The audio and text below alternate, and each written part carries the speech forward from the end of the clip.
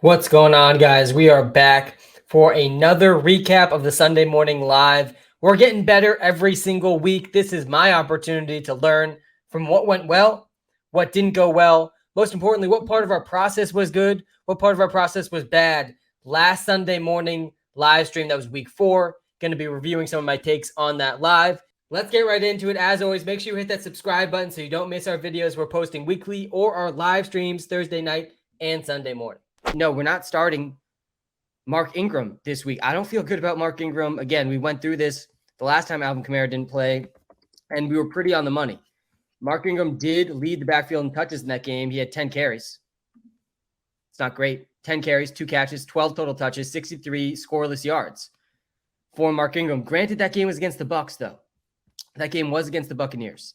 This game is not against the Buccaneers. This game's against the Vikings. Obviously, that's much better. 10 carries, 30 yards. He did have a few catches, but under 10 fantasy points for Mark Ingram. In this question, too, Josh Reynolds definitely was a better option than Mark Ingram. So we'll take the W with fading Mark Ingram. Again, guys, Mark Ingram, again, he's just old. He's way past his prime. He can't be trusted, even with Alvin Kamara is out, and we've seen it twice now. So, yeah, do not start Mark Ingram. He has absolutely no value in fantasy football. Taysom Hill or Albert O. I'm going with Taysom Hill. I'm starting Taysom Hill this week. Again, this game starts, this Saints-Viking game starts in about 30 minutes, 40 minutes. So you got to get these decisions locked in for the Saints game. And if you're on the fringe with these tight ends, again, come to the YouTube Live. You can see my top 10 rankings for my tight ends. The link to the YouTube Live is right in the TikTok bio. Do appreciate all of you tuning in early this morning. We're on London time this morning, guys. If you're tuned in right now, like you're locked in. You're locked into your fantasy league, and your league mates should be worried. Because if they're not on London time this morning, like they're just behind the ball. But Taysom Hill does score a touchdown this week, rushing touchdown. I think he had 5 carries. He gets the Seahawks next week too. Really, really bad run defense. If you're punting the tight end position, you can find worse than Taysom Hill, who had a much, much better week than Albert O, who's the other side of this start sit question in the live. Guys, Albert O, a big fat donut this week, 0 points, his second donut of the season. We cannot be trusting Albert O on a weekly basis.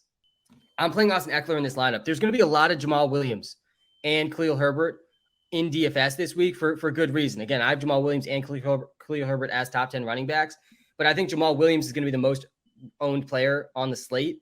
I like Khalil Herbert, pivoting to Khalil Herbert for that reason, but also pivoting to TJ Hawkinson at tight end and not going with Jamal Williams. I do have Williams in a bunch of lineups. I also have Craig Reynolds in a few of my. So the DraftKings lineup did end up cashing, but there were some big misses and some big hits in this DraftKings lineup from the live. First of all, Austin Eckler, he was the number 1 running back on the slate. That was a huge hit. 3 touchdowns. We knew the TDs were coming for Austin Eckler. That was also a cash on the free prop pick on the live, over 1/2 touchdown on Austin Eckler. So a big W with Austin Eckler this week, but paying up for Josh Allen was not the move. This week on DraftKings, he did not finish as the top quarterback, which really you need if you're going to be paying up for him as the top quarterback. Josh Allen finished as the QB5 this week, but he only had 23 points. Really, it was a down week for quarterbacks. It was not the week to be playing Josh Allen. Really, it was Jared Goff and Geno Smith that were unlocking the main slate this week. TJ Hawkinson was a huge dub in this lineup, but pivoting off Jamal Williams in this lineup was a mistake. Elijah Moore, Rashad Bateman, and really McKenzie, he scored a touchdown, but he was a pretty big L too. So middle of the pack lineup, we did cash, but we didn't come close to first in these tournaments. So a lot to learn from this one. I don't think in the future I would have pivoted off of Jamal Williams in a smash spot against the Seahawks. Man, these Lions players and the Seahawks defense too. And the Lions and Seahawks defense, I think looking back, that was really, really the game you had to target on DraftKings this week. We did have Tyler Lockett, but it ended up being more of a DK Metcalf week too. So a little bit of an L with the DraftKings lineup. Hopefully we can bounce back though next week. It's Mike Williams or Rashad Bateman, in my opinion here. With no Keenan Allen, I think it's okay to go Mike Williams, though, over Bateman. Ayuk or DJ Moore? I like DJ Moore more than Ayuk this week. Christian,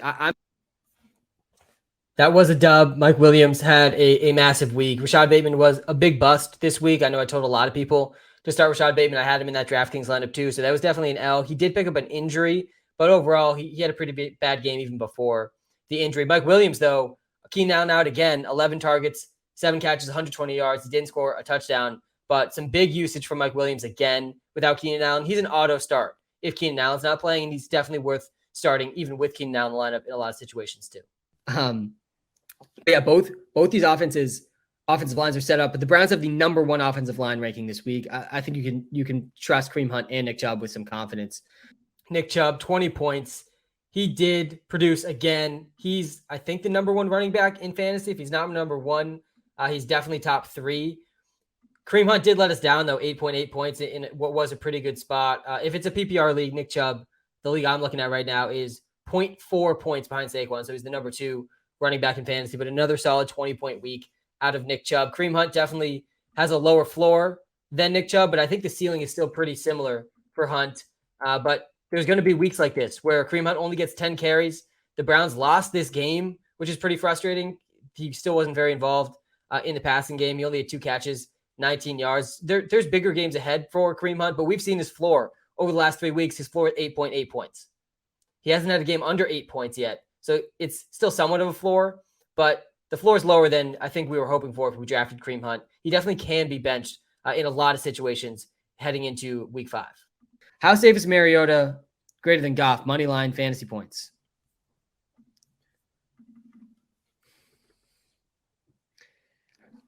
I think it's pretty safe. I honestly think it's pretty safe. Like I would say greater than 65% chance Mariota outscores Goff. Again, think about the situation Goff's in. It's a good matchup for Goff.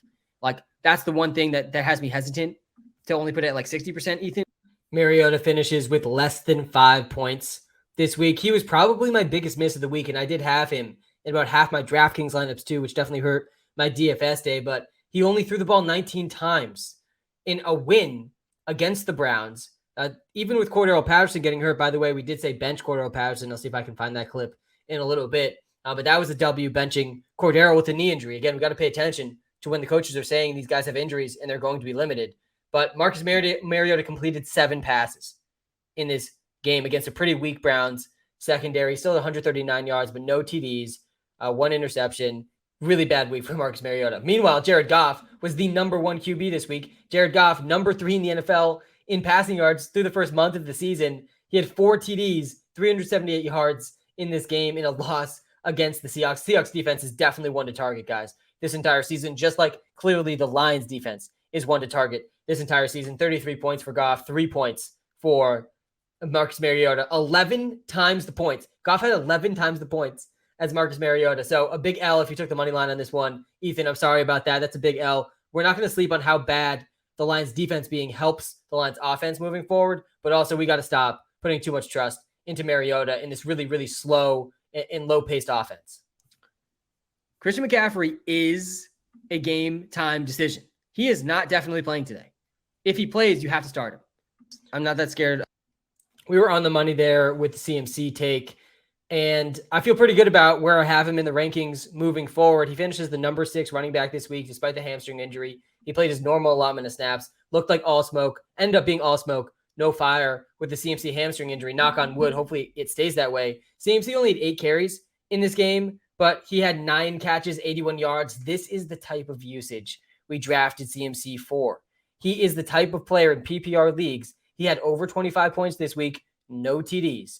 He did score a TD. Just kidding. He had 1 touchdown, but he has wide receiver type numbers in week 4. That's why we drafted CMC in points per reception leagues. He can be a wide receiver 1 in your running back slot. Plus he gets the carries on top of that. It was the best game of the season for CMC. Really exciting for him moving forward. Hopefully he didn't sell low on CMC, and hopefully we all had him in our starting lineups last week. Definitely a dub for CMC in week 4 when there was a chance he wasn't even going to play. Again, my favorite prop today is Eckler to score TD. This is one you won't find in the WalterPicks app, though I think we have around 10 props in the WalterPicks app this week too. But yeah, I do like Eckler to score TD. Eckler leads the league and leads all running backs in receiving yards, leads all running backs in receptions, hasn't scored a TD. People are down on. We are now 5-3 on the live stream props. That was an easy one. He scored 3 touchdowns this week. This prop was over in the first half. You love to see that. Definitely picking up some steam with these props. I think we've hit 3 in a row now, up to 5-3 on the season. Heading into Thursday night, there'll be another one on the Thursday morning live, but love to see a big dub there with the prop. We had an absolutely abysmal week against the spread. First of all, our lock misses. We were, I think, 3-1 against the locks this season. We went 3-0 with the locks last week. The lock this week against the spread was the Lions, 3-point favorites against the Seahawks, and the Lions score 45 points and still don't cover that spread, still don't win the game. We got 3 wins, 13 losses against the spread this week. Luckily, we were at 59% before this week, so that brings us to exactly 50% so far this season. 32 out of 64 games against the spread. I mean, this is exactly why I don't bet against the spread. I still have my picks against the spread each week. It is a good way to show how I think about each game, but it's so tough to beat the spread. Obviously, we're looking to crawl above 50% moving forward, but huge L this week. I got to definitely take less underdogs moving forward. And man, I mean, I really got to consider, I think, both sides of the ball a little bit more. I think the Lions are the perfect example. I also think we got to react to these first 4 weeks. Stop sleeping so much on some of these teams I hated before the season, like the Seahawks, even though I do still think their defense is really bad. I took an L against the spread there. So tough to beat the spread, but got to be better than 3 for 13.